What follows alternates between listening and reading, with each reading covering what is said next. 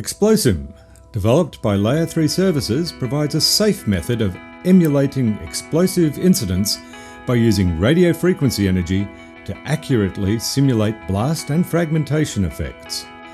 The system demonstrates, in the real-world environment, the distances at which injury and structural damage occurs without causing those effects. The frequency used offers similarities to blast in that it penetrates thin materials and is reflected from hard surfaces. The system can be used wherever Wi-Fi devices are permitted. To set up the ExploSim system, first open the transmitter case. Fit the antenna. Push the red light button to power up the ExploSim system.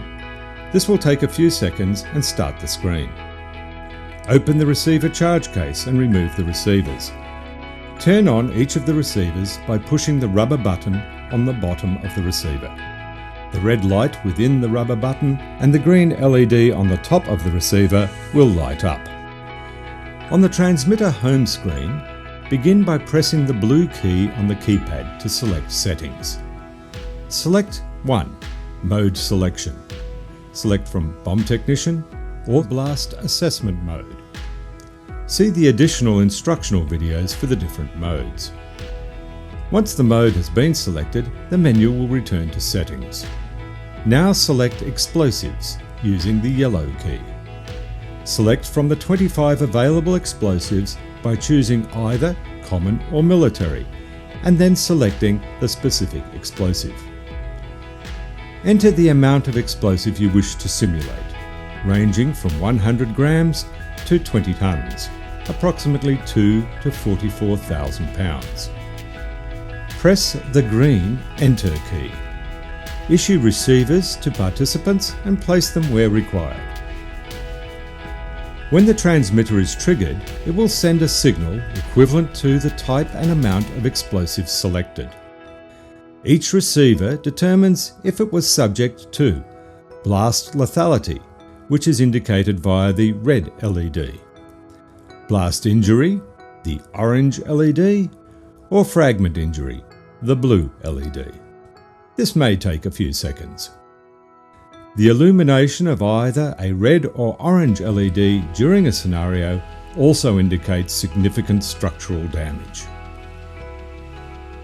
At the completion of the scenario, receivers are reset for the next scenario by pressing the rubber button on the base.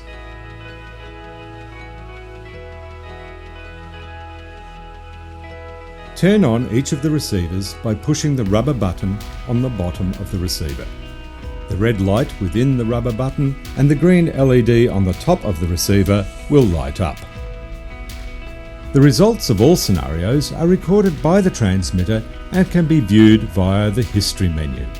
To view the history, use the red key to select the History menu and select Detonations. To download the results, insert a USB portable drive into the USB slot and use the red key to select the History menu and select Export Detonations, and the history file in Excel format will be copied to the USB drive. The transmitter has a battery life of approximately 7 hours, or 16 hours if the screen is turned off.